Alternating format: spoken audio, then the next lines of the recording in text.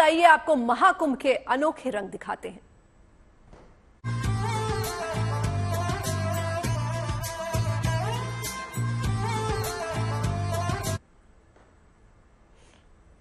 और चलिए अब बात करेंगे अद्भुत, अलौकिक और अविस्मरणीय महाकुंभ की, जहां आस्था और उत्साह का संगम देखते ही बन रहा है। हर कोई 144 साल बाद बने इस महासंयोग का हिस्सा बनने को बेताब है। क्या देश, क्या विदेश, दुनिया के हर कोने से श्रद्धालु महाकुंभ का हिस्सा बनने के लिए प्रयागराज पहुंच रहे हैं।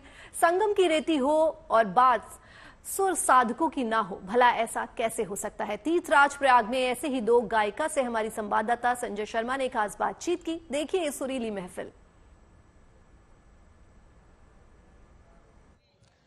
पूर्ण कुंभ का महापर्व और ग्रहों का ऐसा सुयोग, प्रयाग की पुण्य भूमि और संगम की धारा यानी अमृतमयी गंगा, जमुना, सरस्वती तीनों जब एक जगह मिलती हैं तो आप सोचिए भक्ति, मुक्ति और वैराग्य की त्रिवेणी वहां पर प्रकट होती है।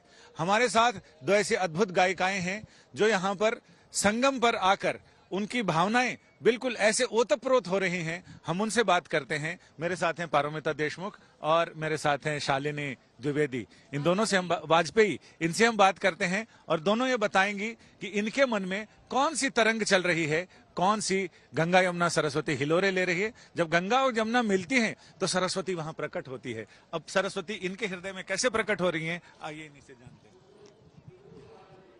जी बहुत अच्छा लग रहा है यहाँ पे आके। तो मैं दुर्गा माँ को याद करके और गंगा माँ को याद करके एक श्लोक गुरुजी पंडित जसराज जी की एक श्लोक में गा रही हूँ। पुनीत पद पंकजा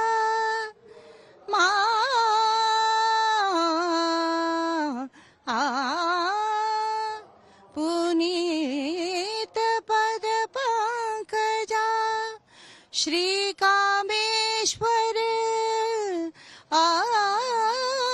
अंकगा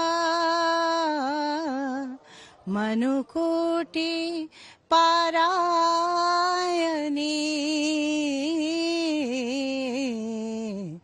निरंजने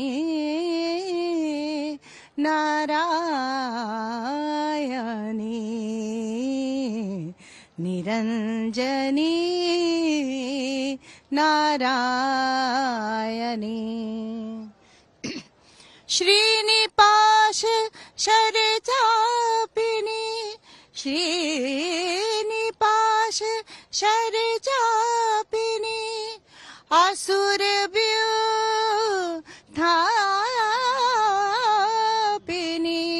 श्रीनिपाश शरचापिनी असुर व्यूधापिनी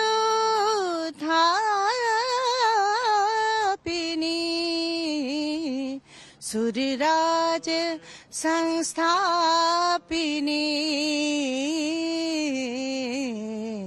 निरंजनी नारायणी श्री कालिका कपर्दिनी श्री कालिका कपर्दिनी मां महिषासुर मर्दिनी श्रीनिपाश शरचापिनी मां महिषासुर मर्दिनी मां करुणामयी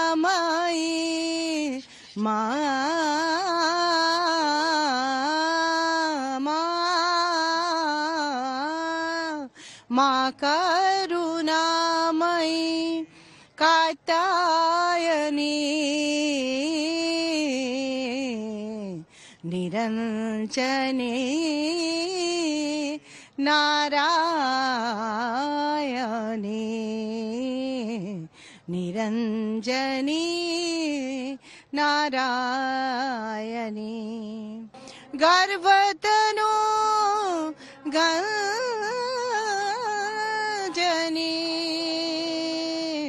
मां भक्त भय मां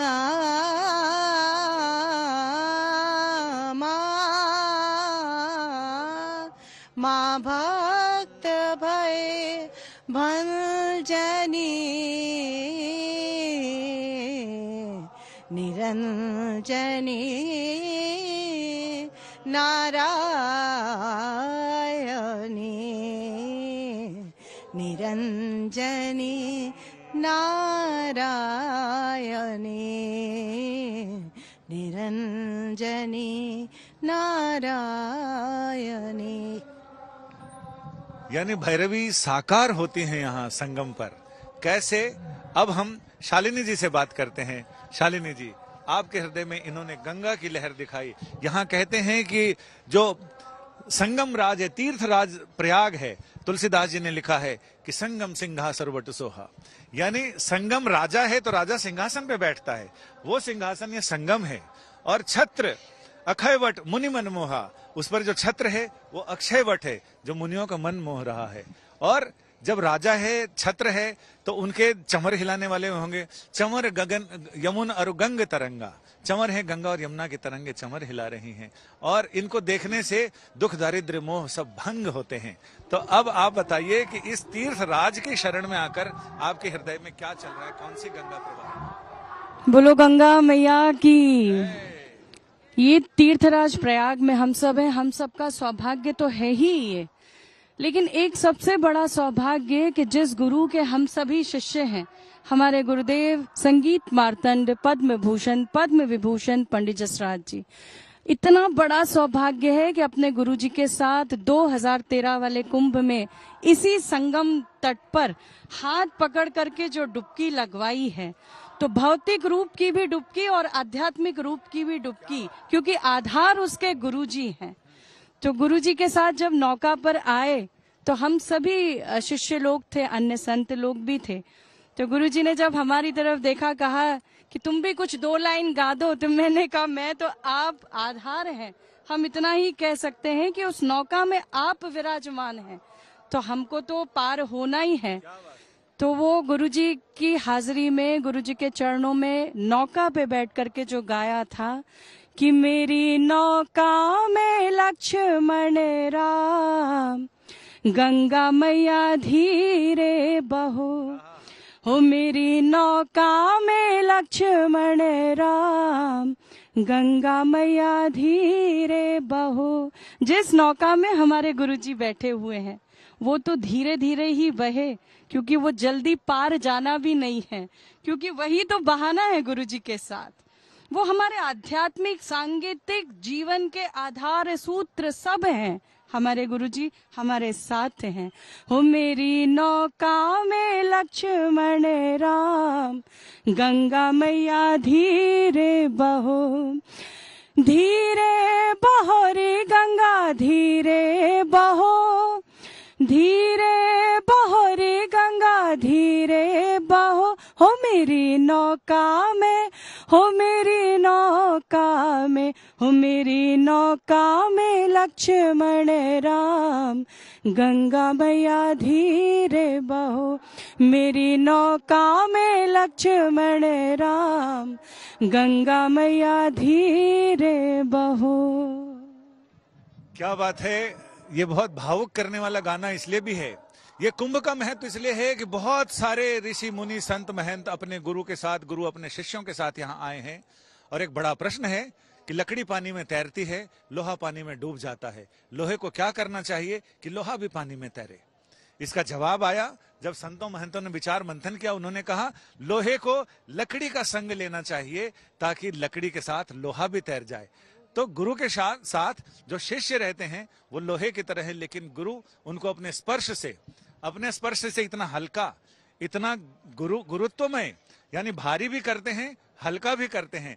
तो ये जो अद्भुत चीजें हैं, जो विरोधाभासी चीजें एक साथ आती हैं, यही संगम है। गुरु और शिष्य का संगम, उस गिवन एंड टेक दोनों का संगम की एक जो ऊर्जा देता है, दूसरा ऊर्जा लेता है। एक रिसीवर है, एक जनरेटर है। तो यही जो भावना है, यही जो दर्शन है, यही जो फिलॉसफी है, ये यहाँ पर साकार होती है, सार्थक होती है, जब यहीं पर संन्यास परंपरा में गुरु अपने शिष्यों को संन्यास दीक्षा देते हैं या कहीं पर न्यास दीक्षा देते हैं। न्यास का मतलब ठहराव, न्यास का मतलब सजावट, जीवन को सजाना। ये भारतीय परंपरा दर्शन का एक अमूल्य मोड़ है, टर्निंग पॉइंट है। यहाँ कई लोगों के जीवन टर्न हुए। हमारी नाव भी अब यहाँ से टर्न लेती है, यानी घूमती है। हम भी इस टर्न के साथ संगम की इस पुनीत धरती पर आपको छोड़े जाते हैं आनंद के इस संगम में। कैमरामैन संजय समीर के साथ संजय शर्मा, तीर्थराज प्रयाग का संगम, त्रिवेणी। महाकुंभ की आस्था, साधना और तमाम तपस्या के रंग के बाद यहां रुक रहे हैं। एक छोटे से ब्रेक के लिए जल्द हाजिर होते हैं।